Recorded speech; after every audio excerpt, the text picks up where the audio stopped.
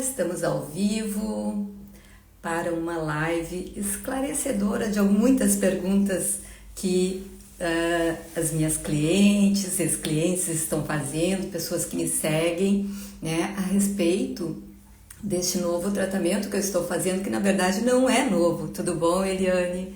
Seja bem-vinda.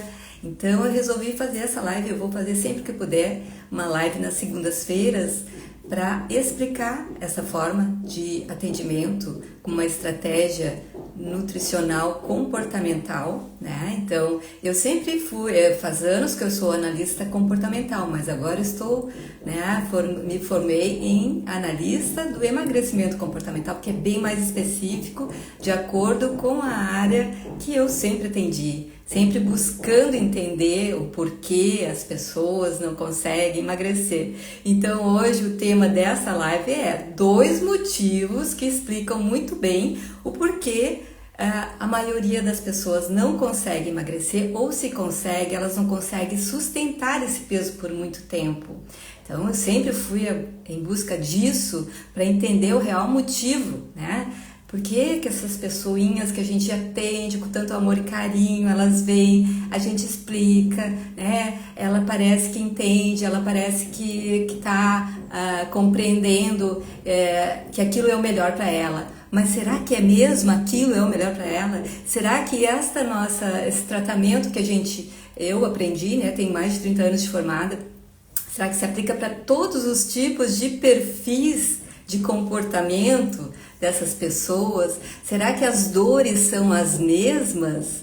Ou será que tem algo mais, né, que a gente poderia então explicar o porquê é tão difícil emagrecer, e quando se emagrece não se consegue sustentar esse peso por muito tempo, voltando a engordar e dando aquela sensação de frustração, de que eu não consigo, eu não posso, eu vou ficar assim, né? A síndrome da Gabriela, eu nasci assim, eu vou ser sempre assim. Não, isso tem um motivo, tem uma explicação, e eu estou sempre buscando, né, entender melhor a mente, o comportamento humano, porque só assim as pessoas, as minhas queridas clientes que eu atendo com tanto amor e carinho, conseguem então emagrecer e ficar magra. Por que é tão difícil? Então, assim, eu vou hoje abordar diferenças entre as dores do adulto e da criança, tá? Então, bom dia quem está chegando aqui agora, minhas queridas, tudo de bom, paz e bem para todos. E eu vou explicar então assim, por que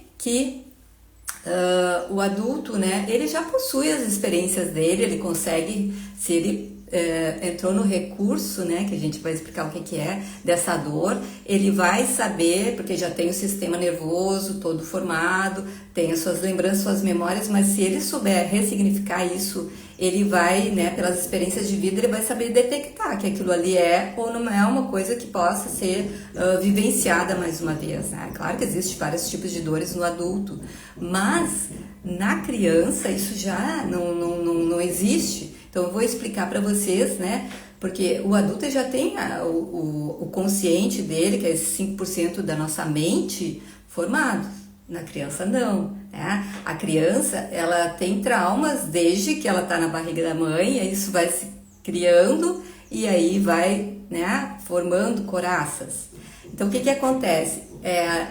Na criança, esse trauma ele é bem mais agressivo, ela não tem como diagnosticar se aquilo é ou não é, ela não tem essa mente consciente, que são os 5% do nosso cérebro formado ainda, e vai explicar que aquilo ali não é verdade, que aquilo ali é uma coisa que dói, ela não sabe por quê, dói, né? O adulto já pode saber que dói, mas que de repente tem como amenizar essa dor. A criança, ela pode conseguir, ela não consegue detectar isso, ela vai reservando ali nas suas memórias. Até eu estava olhando ontem, divertidamente, eu já tinha visto e estou vendo com outros olhos agora, e realmente aquilo ali, aquelas memórias que são colocadas na mente inconsciente, que não é para ficar ali, porque senão a gente não teria como se lembrar de tudo, gastaria muita energia para o cérebro, né? Então a gente tem aquelas memórias que são aquelas que ficam guardadas, que estão ali, e muitas vezes são memórias de muita dor, né? Então, assim, a criança, a mente, né, ela vai se moldar na criança desde que ela é formada. Então, primeiro é a mente que tem o cérebrozinho vai se formando. A mente, ela pode estar na cabeça, em qualquer lugar, porque se alguém toca em você de uma maneira diferente, você tiver um trauma, alguma coisa que ficou marcada, vem a memória daquilo, bom ou ruim. Então, a mente, ela é atemporal, a mente não é não local também, a mente está, né, em nós, né, em todos os nossos corpos, na cabeça, né, no tronco, nos membros. A gente tem que primeiro dar este conceito da mente. Já o cérebro, ele tá aqui dentro dessa caixa e ele tem, né, o cérebro o neocórtex, que é o consciente, e o outro cérebro inconsciente, onde tá as memórias e tudo mais depositadas, que é o cérebro reptiliano, e ali dentro tem várias outras divisões, né, mas principalmente no reptiliano, no sistema límbico, é que estão as nossas memórias armazenadas, desde que a gente foi formado enquanto feto. Então, na criança, né, vai se moldando aos poucos essa mente até aos 6 anos, mas ainda vai começar a se formar. Né? Até os 6 anos vai por partes, conforme a gente vai sendo formado mesmo, né, dentro da barriga da mãe. Então, eu vou explicar.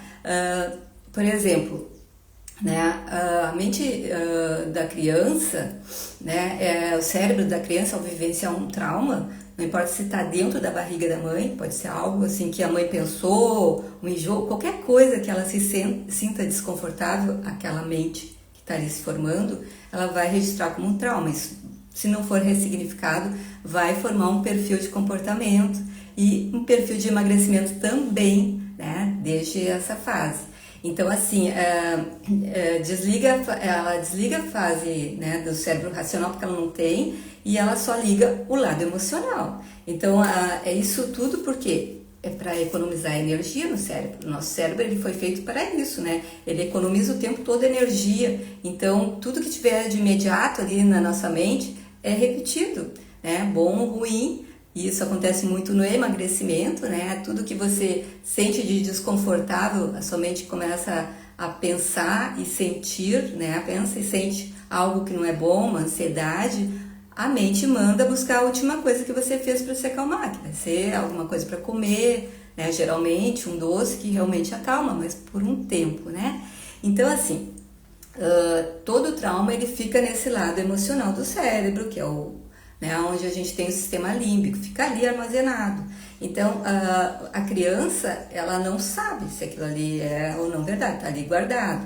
Um trauma, ou uma dor, né, desde que a gente nasce já, né, com a fase oral ali, então é prazer, é aquela coisa do comer, de sugar o peito da mãe. Se não tem o peito, eu choro.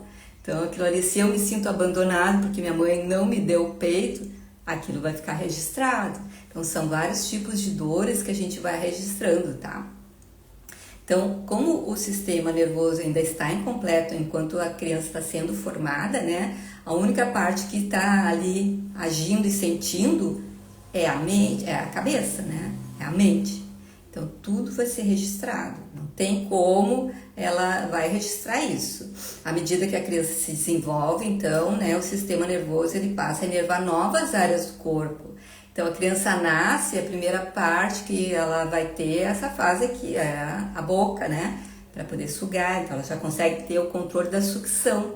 Quando nasce, agora foi muito... A gente não lembra muitas coisas, né? Porque isso fica naquela memória lá que a gente... Nem tudo a gente vai lembrar, mas... Eu vi agora do meu sobrinho, ele nasceu, né, vai fazer 2 aninhos em junho, mas quando ele estava lá, que eu acompanhei o parto, quando ele é prematuro mesmo, a enfermeira disse, não se preocupa que ele já sabe o que vai fazer, mãezinha. Então ele já foi ali, é incrível, né, da minha filha, primeiro eu não tive esse prazer porque ela levou 3 dias para sugar. Já a outra, mais nova, ela sugou de imediato, então a criança já tem isso, né, formado aqui, a inervação já é para a fase oral. Ela vai sugar o peito e aí é aquele prazer, é o prazer oral. Então, à medida que ela vai se desenvolvendo, vai passando. Depois de 1 aninho, ela já tem essa parte mais do tórax, né, mais torácica aqui do pescoço, ela já consegue, então, levantar a cabecinha e tudo mais. E novas áreas vão sendo inervadas. Então isso vai formando, né? Essa energia, ela vai sendo direcionada para várias partes do nosso corpo. Começa então na cabeça, vai, né, aqui, boca, aí cervical e depois vai para o torácico, né, que a criança começa a ter os controles dos membros superiores e aí depois a criança começa a engatinhar e andar, tudo, né, conforme a inervação vai sendo completada e os estímulos também.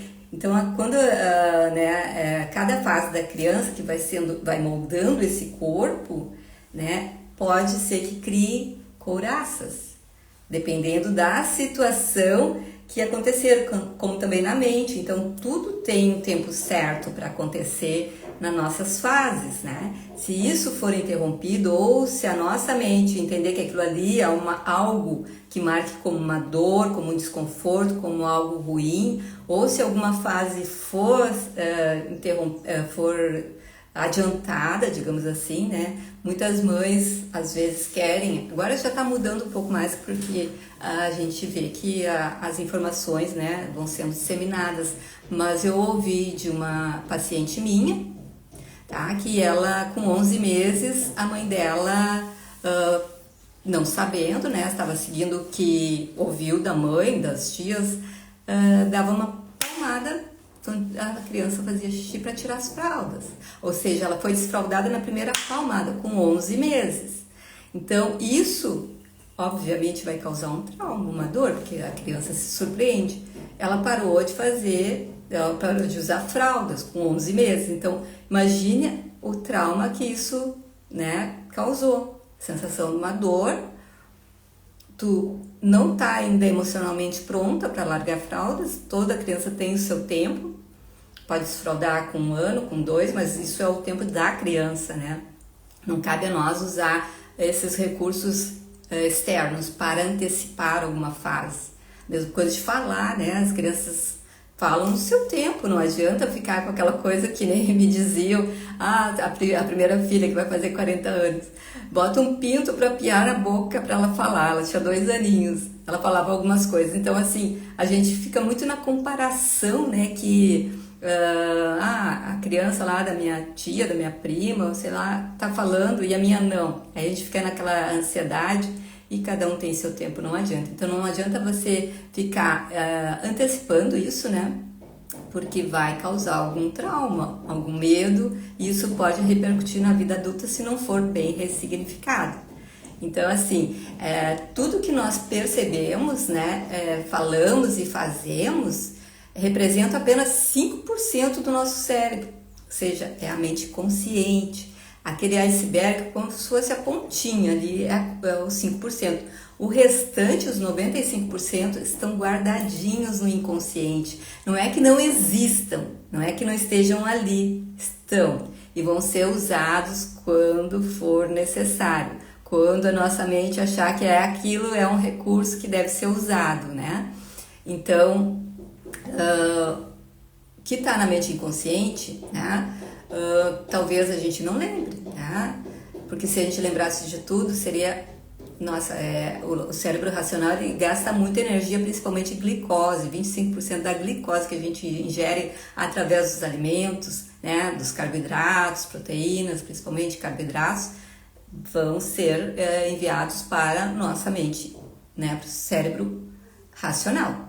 Então, ele precisa disso e ele gasta muita energia diariamente. Imagina, né? Tudo que você tem que estar atento, lembrar, isso tudo é o cérebro consciente, é o aqui e agora que está funcionando. Então, imagina ter que lembrar de tudo mais que aconteceu desde que você nasceu. Isso ia ser a gente ia ter que comer muito mais e viver só para alimentar o nosso cérebro 5% consciente, a nossa mente consciente, né?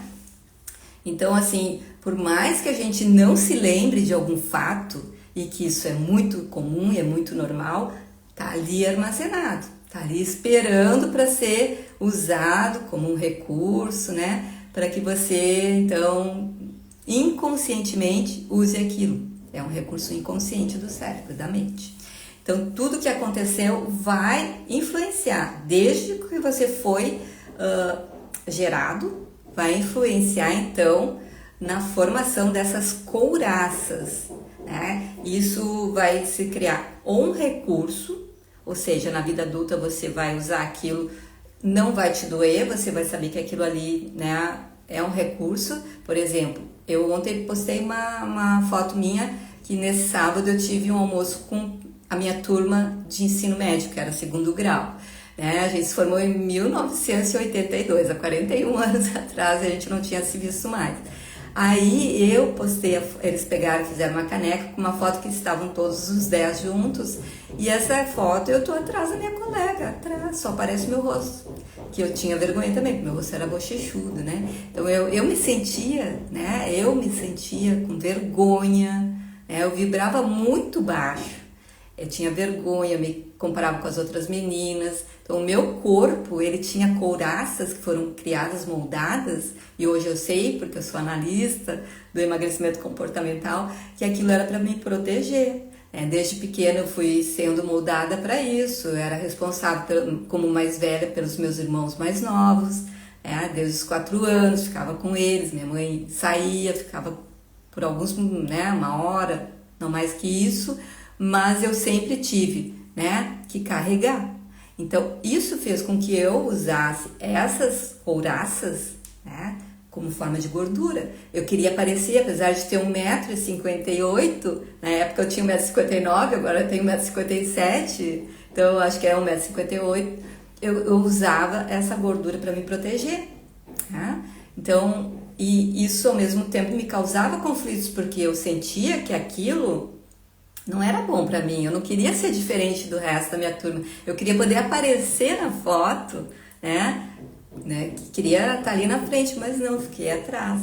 Aí a gente fez a foto novamente, né? Lá no restaurante que a gente se reuniu para almoçar, fizemos a mesma pose, né? Que a gente fez naquele dia, em 1982, e aí depois fizemos outras fotos e eu percebi, nossa, né? Como que eu consegui isso? Como eu consegui ressignificar? Eu era para estar enorme? Se eu continuasse naquela dor, né, revivendo aquela dor, mas eu adquiri recursos para suportar essa dor. Então o meu corpo foi mudando, apesar de eu ainda ter traços, né, deste perfil comportamental que indicam que realmente eu tenho um perfil pesado, que é aquele que carrega as dores do mundo, né, e aí a gente vê pelo corpo. Primeiro a gente analisa, né, os traços do rosto, do tronco, dos membros, frente, costas, e aí a gente vê o que ficou dessas couraças ainda que vão indicar qual é o perfil comportamental.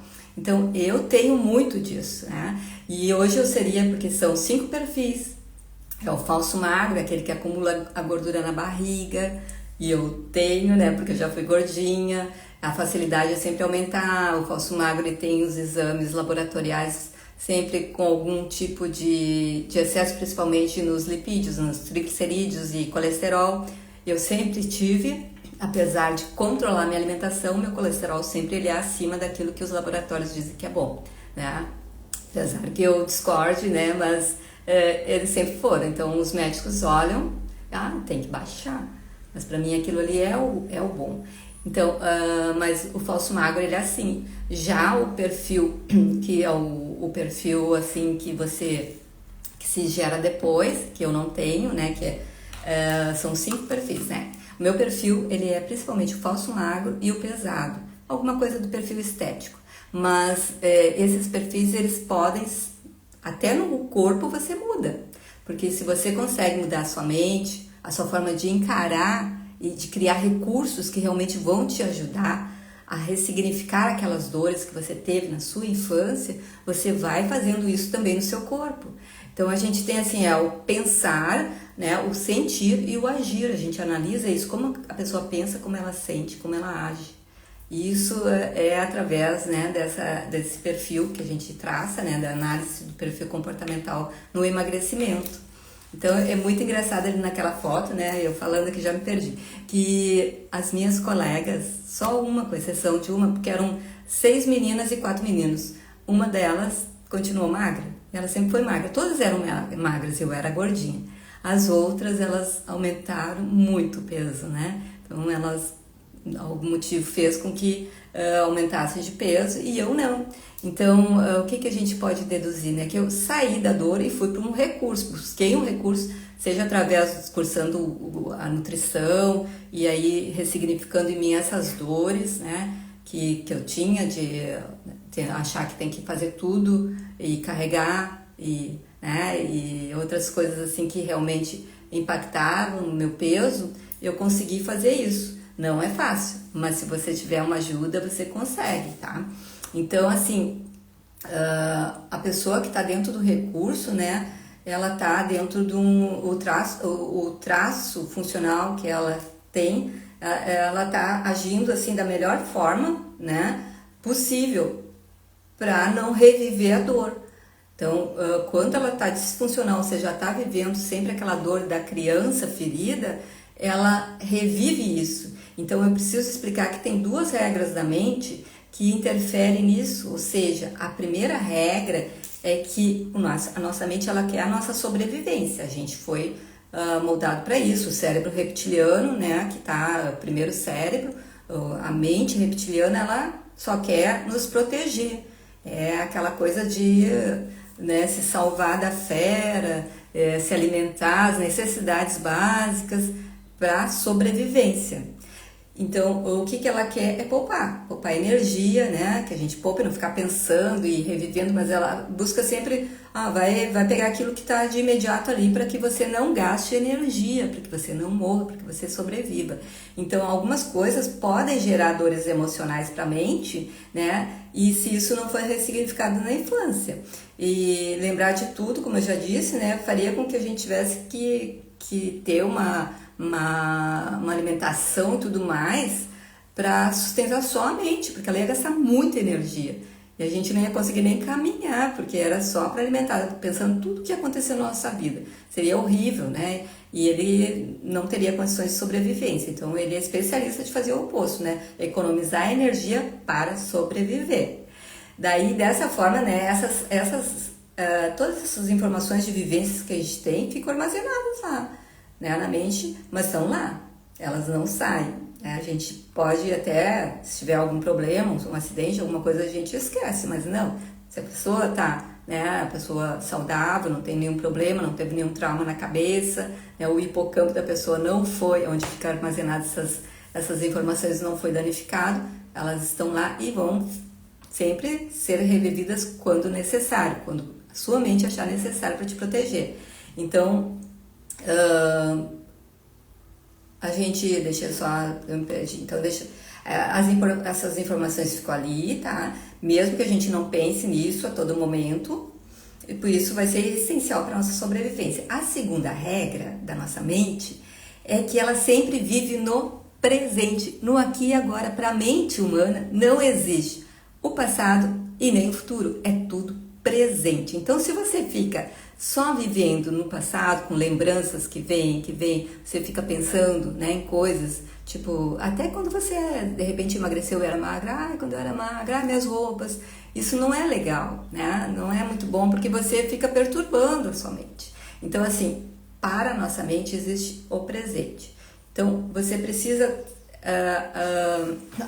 avançar essa criança que está lá, se você voltar para o seu passado, e ressignificar essa dor e sentir que você não é mais aquela criança, você tem que amenizar a dor daquela criança de alguma maneira, fazendo alguma terapia, né? Sua criança interior está ali pedindo socorro, mas não é para você se comportar, não é para voltar a ser criança, não é para pedir o colo da mãe, não é para tentar resgatar algo, né? Você é uma mulher, você é uma adulta, então precisa ter uma ressignificação desses traumas. Passou, é passado, o futuro ainda não chegou, então tudo que você pensar e agir agora, e mesmo que seja coisas do passado, se você pensar lembranças que vêm e te atormentam, isso vai fazer com que você reviva tudo, não tem como. A gente chora, a gente até ri, se for uma lembrança legal a gente ri, mas se for uma coisa ruim que causou dor, você vai chorar e a mente entende que você está tendo aquilo de novo. E ela pensa que isso é real, quando na verdade não é e só prejudica. Vai te deixar num estado emocional sempre pedindo alguma coisa que a criança está querendo, e não é assim que funciona, né? Então, quando o traço está disfuncional, né, ou seja, você está sempre buscando na dor, viver aquela dor, é como se esse adulto ficasse congelado na infância. Ele revive esse trauma o tempo todo.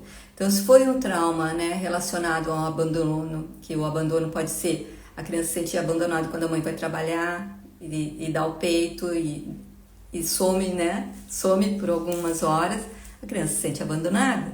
Então, se aquilo ali voltar para você na vida adulta, se você ficar congelado nisso, vai sempre ter medo de se relacionar com outras pessoas, qualquer coisa que a outra pessoa, se for um relacionamento romântico, que aquela outra pessoa fizer para você, pode você voltar na sua criança, lá bebê, que a mãe foi trabalhar e você ficou sem o peito. E você acha que aquela pessoa não serve para você, porque você tem medo de ser abandonado. Então, esses traumas, eles, se não forem ressignificados, se você não tiver um recurso para que isso não aconteça na sua vida adulta, vai te atrapalhar. Principalmente onde eu estou falando, que é o emagrecimento, né? Minha área. Então, como a mente sempre vive no presente, ela acha que o trauma do passado ele ainda está acontecendo. O adulto ficou congelado, ele volta lá e vira criança, não tem jeito. Isso precisa ser ressignificado. E aí, quando temos um trauma, né, no passado, e explicando o que é, né, os dois motivos. Quando temos um trauma no passado e esse conflito infantil não foi resolvido, ele está registrado na mente inconsciente, no corpo e na energia da pessoa. Então, a mente acha que aquele trauma ainda está acontecendo. Por isso que eu sempre falo, né, que o meu tratamento agora, ele usa assim, eu observo nos perfis o corpo, a mente e a energia da pessoa. Eu começo sempre pelo corpo, eu faço análise, né, por foto, o rosto, o tronco, os membros, frente e costa, para ver o que tem de traços ali naquele corpo. Cada traço, ele vai me dizer, né, um perfil. Aí a mente dessa pessoa, como é que funciona, né? Se ela ainda está presa no passado, isso aí a gente consegue conversando e aplicando algumas técnicas. E a energia da pessoa, né? A energia mesmo, se ela é mais, né, ativa, mais triste, mais aquela energia, aquele campo energético que a gente também consegue descobrir, né? E aí a gente une esses três, corpo, mente e energia, para saber como a pessoa sente, como ela pensa, sente e age. Então a gente consegue então traçar um perfil, né, de acordo com o que a pessoa, perfil não, uma estratégia alimentar de acordo com o que a pessoa pensa, sente e age. É diferente de eu pegar um plano alimentar e dar para a pessoa só vendo o peso, sexo, altura, atividade física. Daí eu vou ali e calculo, né, o valor energético total, quanto de proteína, quanto de carboidrato, quanto de lipídio, e faço um plano alimentar com receita, seja o que for, bem lindo, maravilhoso. A pessoa, de acordo com o perfil de emagrecimento dela, vai fazer se quiser, porque ela pensa, sente e age de uma forma diferente daquela outra que eu fiz e deu certo. Então, por isso, muitas vezes, né, eu ficava frustrada por não entender isso. Como é que a pessoa, né, uma cliente foi lá, eu expliquei, né, fiz tudo, primeira consulta, fiz todo o meu programa, né, 10 sessões, e ela conseguiu emagrecer, está bem, e a outra, lá fiz as 10 sessões e ela emagreceu e voltou a engordar.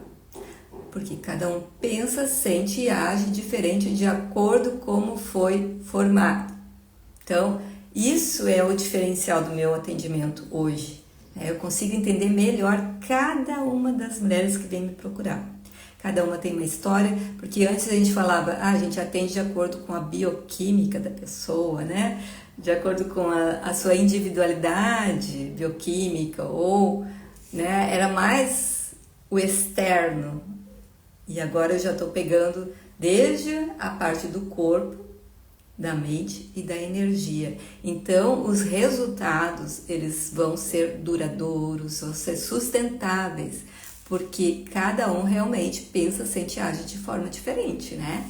Então, toda pessoa que não conseguiu ressignificar esse conflito, ela vai viver na dor. A pessoa que conseguiu, a mulher adulta que conseguiu, mesmo tendo traumas horríveis, fazendo uma análise, né, se tratando, e ela conseguiu entender que aquela dor é do passado, que ela não precisa reviver isso no presente, ela está no recurso dessa dor. Então, ela consegue, muitas vezes, mesmo tendo um perfil pesado, que nem eu, ela consegue se manter magra. Ela consegue. Então, este é o diferencial, é entender a individualidade como um todo, né? Aquela pessoa, ela é um ser holístico, ela é corpo, ela é mente, ela é energia, é um ser espiritual tendo uma experiência terrena. Então, é dessa forma que eu estou atendendo hoje, né? Então, é dessa forma que eu faço primeiro uma análise desse perfil comportamental, e aí se a pessoa quiser, né, a gente continua. Eu faço primeiro uma sessão, é uma sessão de conhecimento, a pessoa vai medir a temperatura do emagrecimento dela. Ali eu vou ouvir e vou entendê-la, e aí a partir disso a gente agenda então as sessões que vão ser necessárias para fazer análise do perfil do emagrecimento desta mulher. E aí, a partir disso, a gente traça as estratégias nutricionais que serão necessárias e muitas vezes nem são. Digo assim porque eu já atendo pessoas que eu não estou usando estratégias nutricionais, dietas, apenas sabendo como lidar com essa pessoa. Então, dependendo do perfil do emagrecimento comportamental, eu sei como que eu tenho que fazer. Se eu preciso fazer uma dieta, se eu tenho que explicar, se eu só digo de mês em mês você vem aqui, tá tudo certo, outras já vão precisar toda semana. Então, de acordo com esse perfil do emagrecimento, eu consigo dar o meu melhor atendimento. E se você quiser fazer, então, essa sessão para eu medir a temperatura do seu emagrecimento, ela é online, ela é gratuita, tá? E você só precisa, então, entrar ali no link que está na minha bio para conversar comigo, a gente agendar. Leva uns 45 minutos, mais ou menos, a gente já consegue, então, verificar a temperatura do seu emagrecimento e aí depois a gente pode, então, traçar o perfil e ver quais as melhores estratégias para que você emagreça e fique esbelta. Se tiver alguma pergunta, vocês podem fazer. Estou aqui à disposição. Vamos ver se tem mais alguém. Então, se não tem perguntas, se você está assistindo essa live depois, deixa sua pergunta aqui nos comentários para que eu possa respondê-las. Essas questões que eu estou trazendo hoje nessa live foram perguntas que me fizeram nos meus stories. Tá? Então, eu estou aqui à disposição. Caso você queira fazer, então, essa sessão, uma sessão online gratuita, onde eu vou fazer uma sondagem para saber a temperatura do seu emagrecimento, se ela está alta, se está baixa, e aí a gente pode depois traçar a análise do seu perfil e a melhor estratégia para que você fique esbelta e não volte a engordar. Muito obrigada!